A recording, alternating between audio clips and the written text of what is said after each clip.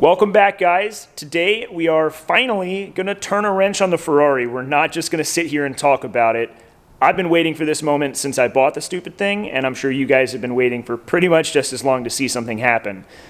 We're going to start pulling the engine today. I don't plan on getting the whole thing done in one episode or one day. I don't have quite enough time, I think, to do the whole thing today.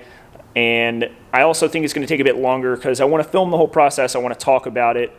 I have no idea how this engine comes out. I've never pulled an engine like this. There's a ton of stuff attached to it. This is going to be a learning process. So I figure why not, find our way through it together. It'll be my first time pulling a Ferrari engine and probably most of your first time too. But we'll learn something.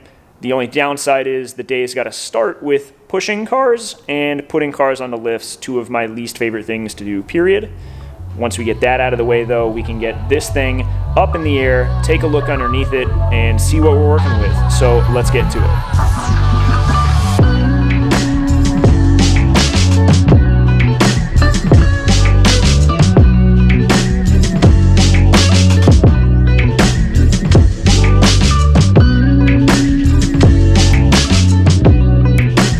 All right, just like that, we're up in the air. So let's take a look underneath this thing. And while we're at it, I got to admit, it's not the first time I've ever been underneath it. This thing made it 28 miles into ownership before I broke down, had to get it towed back to the shop and put it on the lift to figure out what was wrong with it. A coolant hose blew just a couple miles from here. Great introduction to Ferrari ownership. I think I'd had it like 2 days. So I have been under it once, haven't looked under the back end yet, really only poked around up at the front where I knew the coolant was coming out. It was an easy fix, but let's check this thing out. Starting at the back of the car, I think I want to start by removing this big panel here, this kind of louvered sheet metal piece. It's affectionately referred to that by Ferrari guys as the quote-unquote diaper, which I guess it kind of looks like the car is wearing one. It's only here to cover up the muffler, which a lot of people find to be quite unsightly. I think if I were going to keep this set up, I would remove this panel and have a nice visible stainless exhaust here. Although I have to say the European cars got the better end of the deal because they don't have this at all and they have the better bumpers. They look better in general. As you can see though, there is a lot of exhaust back here. So I think there's going to be a lot of weight to be lost. I'm going to start pulling all that stuff out. I know that the headers, the front and rear header need to come off in order to get this thing out. And as I mentioned, there is a ton of stuff back here. It's going to be a headache to get this stuff out. Now, I gotta say, I was just on Google a minute ago and I discovered something that I think is the worst news. This is terrible. This engine does not come out of the bottom of the car. It's got to come out of the top. For a car like this, that sucks. I am not stoked. It also means I'm going to need help here in order to do that. I'm not going to risk pulling the engine up and out and over the car by myself. I also am going to need a second set of hands to pull the engine cover off, the whole deck lid, rear trunk, hatch, whatever you want to call it. This job just got a lot more labor intensive. I'm not stoked. I guess this is Ferrari ownership. All right, let's start pulling some parts off.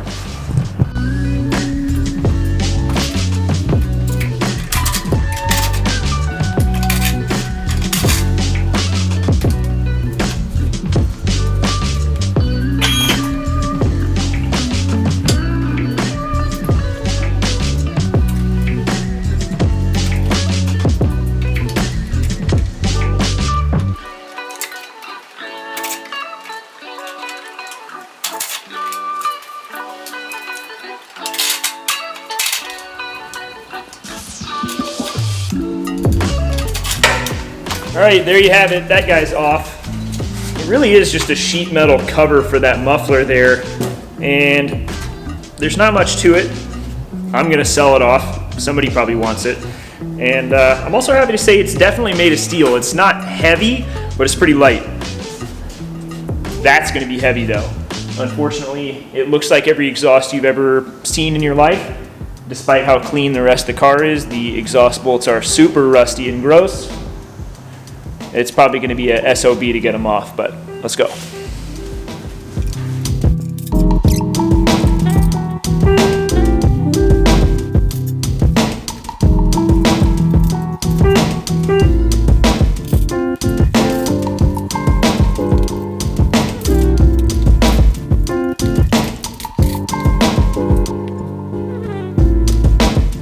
So only one bolt left holding the exhaust on, the cat pipes to the muffler itself. Everything's gone really smooth. I thought all of these bolts, being as kind of nasty and gross as they are, I thought these would really be a challenge to get off and would fight me. I've never really had exhaust bolts go smoothly, especially without like PB blasting them and that kind of stuff. These guys came right off. Everything's going super smooth. One left. It's gonna be tough to get. With a bit of luck, it'll just come off too. And then we'll be able to drop the muffler in what's probably only been 10 minutes, which is surprising to me.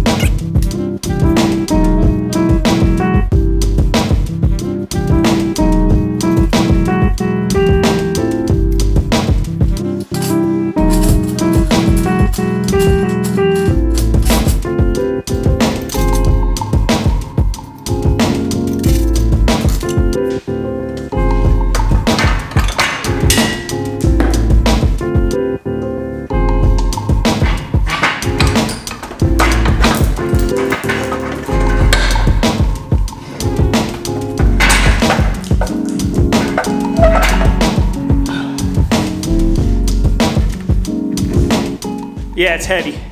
It's heavy as hell.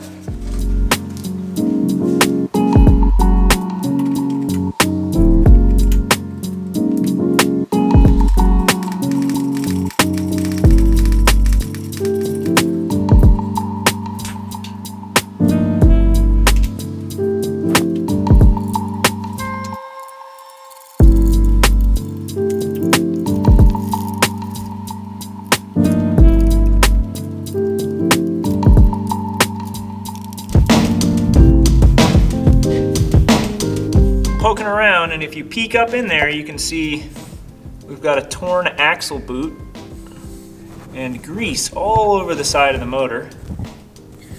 And taking a close look at it, it looks like it was pretty recent. My bad.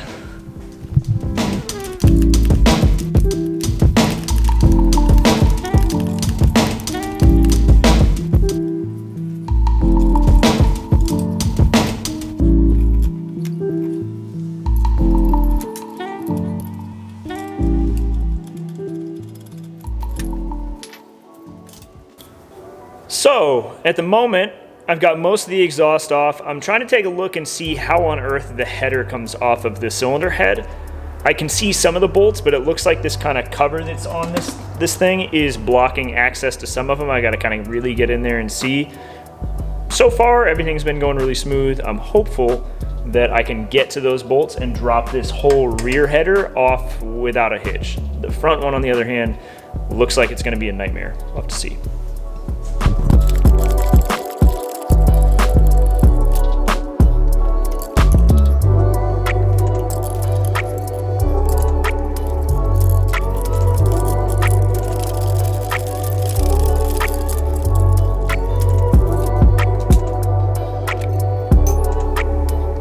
So, quick interruption, we're over here on the workbench and I've got another kind of tool tip for you guys. This one is an impact socket set that I bought on Amazon from Sunex or Sunex, S-U-N-E-X tools.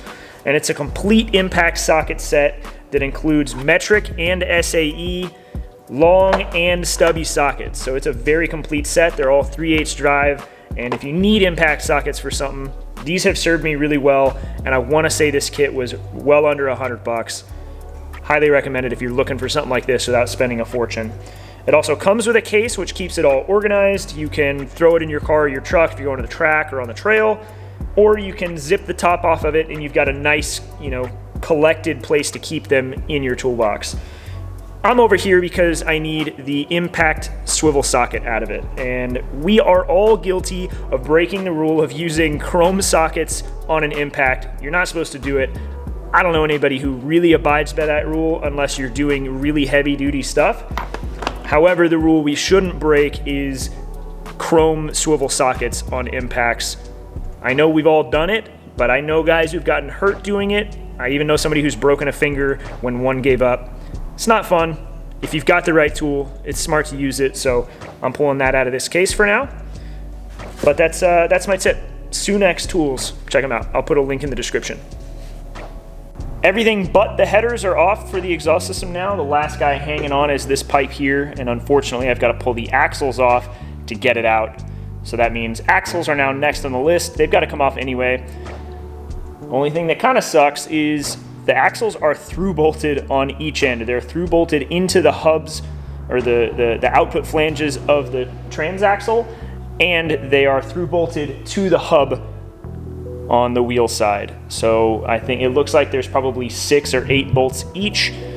That's going to be kind of a headache. And if you don't know what I mean by through bolted, just for those of you that aren't aware, instead of having a captive nut or threads or something built into the part, we've got a bolt passing through and a nut on the other side. So it means you've got to hold both sides to get everything undone. Just kind of a headache, not something that's as fun to deal with. Can't just zip them out all easy.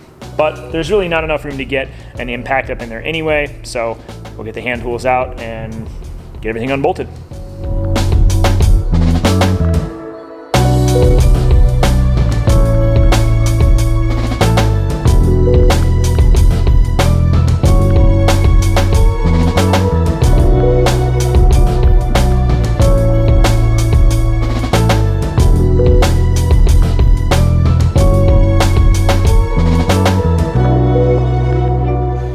So the hub side of the axle and the driver's side came off really with no problems.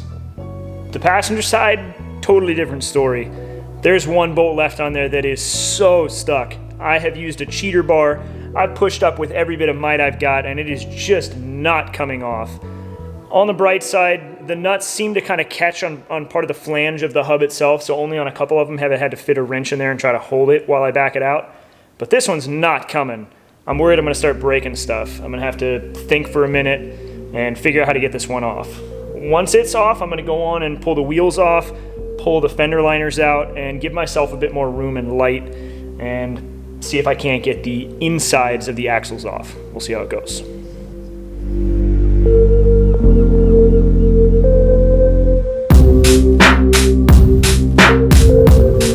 Interesting tidbit about these wheels is that they are what's called TRXs, and it was kind of a cool concept that Michelin came up with back in probably the late 70s, maybe it was the early 80s. But instead of this wheel being measured like a normal wheel in SAE units, 15, 16, 17 inch, these measure out in millimeters, and I don't know whether that's the 220 or the 390 millimeter measurement on this tire. Shame on me, but we don't use the metric system here.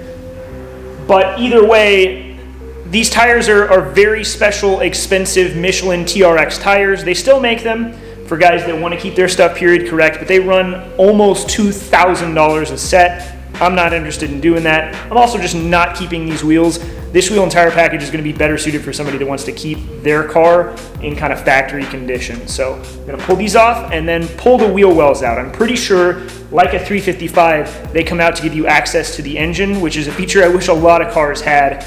Unfortunately, they don't. This one, I believe, does. So we're going to see if we can't get the wheel liner panels out and give us complete access to the inside.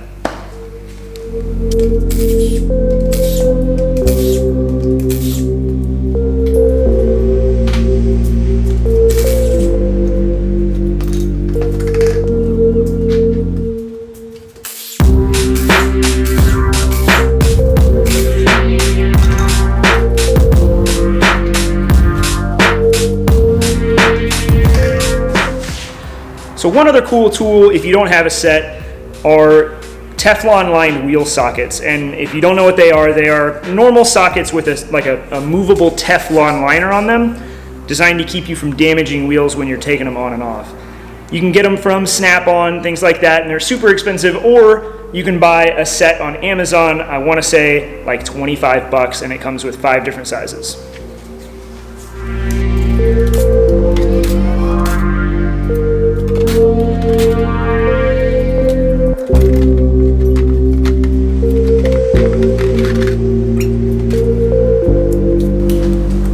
So I'll pull the other side off real quick and then we'll take a look inside.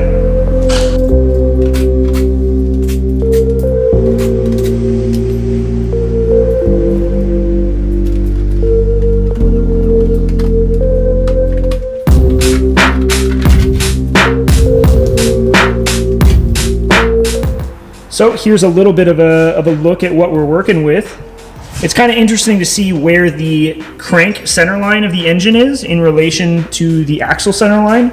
It's quite a bit offset, and if you look at the visible bank of the V8, you can see just how far forward that engine actually goes. It's way up in there. So it makes a lot of sense that it can't come out the bottom. At the moment, we're just going to keep working on pulling parts and pieces off so that we can pull it out without too much of a headache.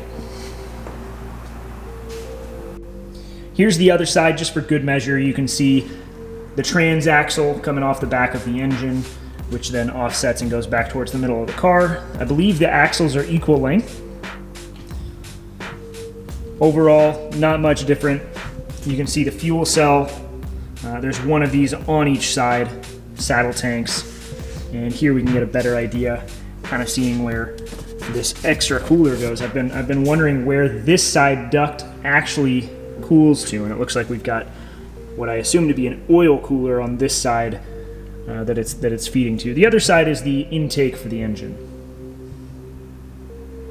Not really much else interesting over here, but a lot to take out. To pull the axles, we're going to have to pull these bolts here off, get them off of the transaxle.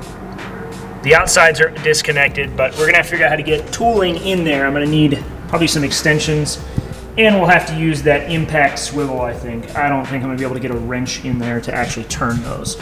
So we will see. Close quarters, that's for sure.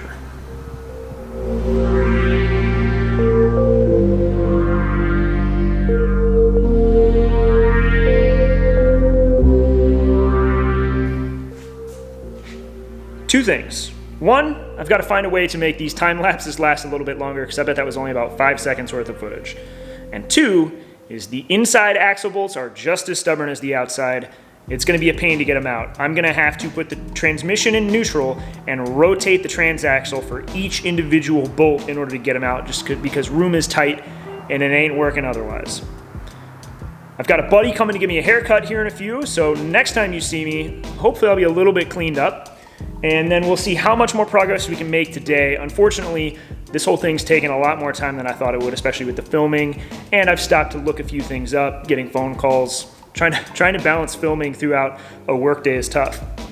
We'll see how far we get. There's definitely going to be a part 2. I'm going to take all day tomorrow and see if we can't get the engine completely out by tomorrow afternoon. I'm going to cut this episode a bit short so I can get home, edit it, and put it up for you guys. Back in a few.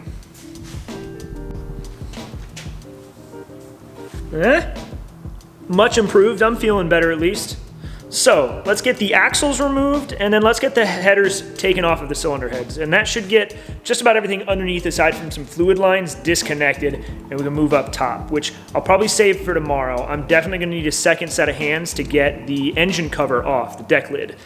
And once that's off, then I don't have to worry as much about trying to hunker underneath it while I'm disconnecting stuff, because I've got to pull the intake, the CIS system, the smog pump, and I'm sure plenty of other stuff. We'll save that stuff for tomorrow and see if we can't get the engine pulled completely, but for now we'll wrap up the underside.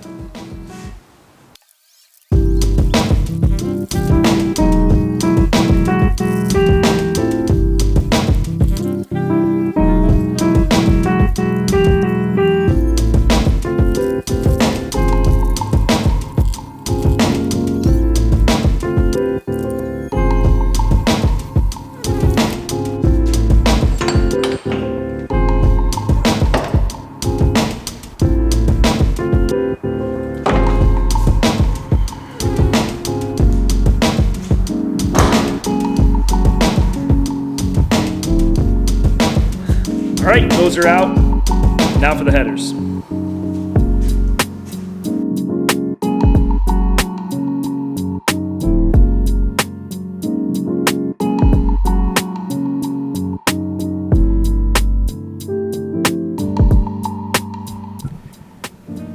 Lower rear header bolts off. None of them seized. No studs came out. Really surprising. Weren't overly tight.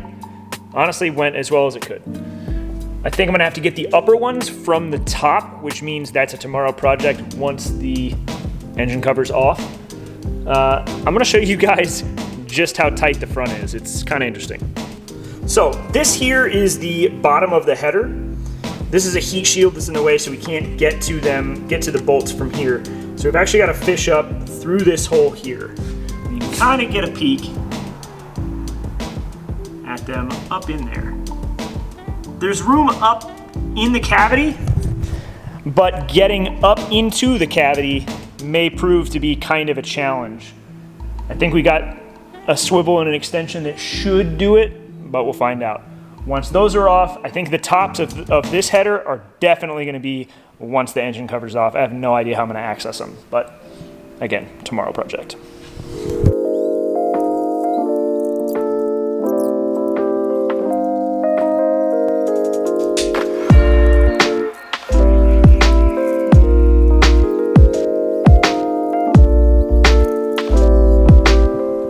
Front header, bottom bolts, all came out way better than expected. It's been kind of a common theme with this car. Really, aside from the axle hub bolts, everything's been a lot less torturous than I thought that it would be. Probably because this car has been maintained and is not, just a normal 40-year-old piece of crap like I would normally buy, truth be told. Down here, there's really not a ton left. There's a shift linkage to disconnect. I'm imagining there's some oil lines, fuel lines, and coolant lines, but I'm not sure exactly where those actually connect to the engine. It may be up top. Down here, otherwise, I think we're about done. So let's lower the car down, take a look at the top side, and get a game plan for tomorrow so we know we can get the engine out. And then we'll also take a look at what's come out of the car.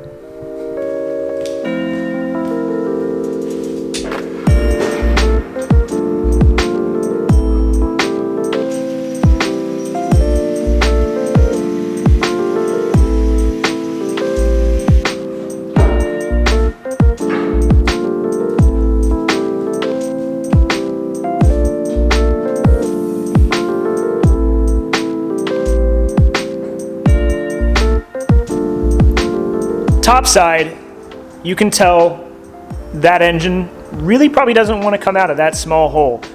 The internet says that's how this works, and it's pretty clear looking at the bottom of the car that it does not come out that way without chopping everything up. But I can't figure out how that relatively big 2.9 liter is going to come out of this tiny hole. Obviously the hatch has to come off to get the engine out, and I want to take it off because in order to access those front top header bolts, otherwise I'd have to wedge myself into this tiny crevice. I don't want to do that. Things are going to get damaged that way. With that said, to take this off, I need a second set of hands. It's very big and unwieldy, and it's heavy. It is made of steel, not light. I'd love to find a way to get this panel in fiberglass or carbon later down the road, but we'll wait and see if that happens. I am going to pump the brakes for today, though. I don't want to risk damaging the car, dropping the hood, or the trunk lid, whatever you want to call it, dinging the sail panel, or worst case scenario, breaking the rear piece of glass in the car. I would hate myself if that happened. So I'm gonna wait till I have a helping hand. Sometimes you have to work slower in order to work fast. So pumping the brakes there, but a closer look at the back of the car, and you can kind of see what we're working with, some of the other stuff that we've got to remove. We're going to remove the intake, we're going to remove the coolant bottle, and then once we remove the CIS system and the smog pump, we're going to have really easy access to the rear header to get those top bolts off. It's right there. We'll pull off some of the ignition stuff. We'll leave the engine together for the most part. Otherwise, I'm really not going to try to take everything apart. Getting those topmost header bolts, I think, is going to be the toughest part, aside from actually getting the engine out of this engine bay. It's going to be an adventure. I'm definitely going to need extra hands for guidance and things like that. As far as stuff that came out of the car, I'll show you guys, you've seen most of it, I'll show you guys what we got here. So we've got the exhaust, and while it's not a ton compared to a car where an exhaust system has to span from front to rear, this thing is really heavy. I really bet that the big muffler weighs at least 50 pounds, and I'm glad to say none of that stuff's going back in, and neither is the steel quote-unquote diaper. That thing's staying off. I've got some other panels that I removed from the car earlier when I was poking around in the back end. I didn't do that on camera, but we've also got axles. I'm not going to keep them. Maybe they're worth something to somebody. Wheels and tires. And then these are the fender liners that I was talking about, and they really give full access to the inside of the car. They're not really crazy fancy. They're just kind of, you know, like chip fiberglass, whatever you want to call it, random strand. But they're out. I'll probably come up with a different solution. Maybe try to make that part out of carbon. We'll have to see. I'm not fully sure yet.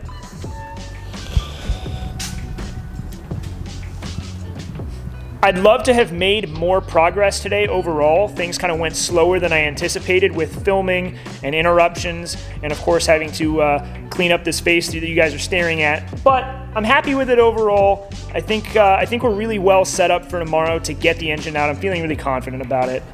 With that said, I gotta thank you guys again for watching, for liking, subscribing, commenting, and I love the feedback that you guys are giving me. So let me know what you think of this episode. I'd love to know how to refine this formula for the better. I know a lot of today was time-lapse footage, a bit of handheld stuff. Let me know how that combination of stuff worked for you guys. Tell me if I should be wearing a GoPro on my head while I'm working, if I should be talking while I'm doing more stuff, if you want to see more of the intimate details of, you know, stuff coming apart. I really want to work to improve the quality of these videos so that you guys continue to watch and continue to support this stuff. Thank you guys for watching as always. I'm really excited for tomorrow. We're gonna get that engine out. Fingers crossed. I don't want to jinx myself, but I feel really good about it. And hopefully by the end of the week, we'll be back with an episode that shows an empty Ferrari engine bay. I'll catch you guys then.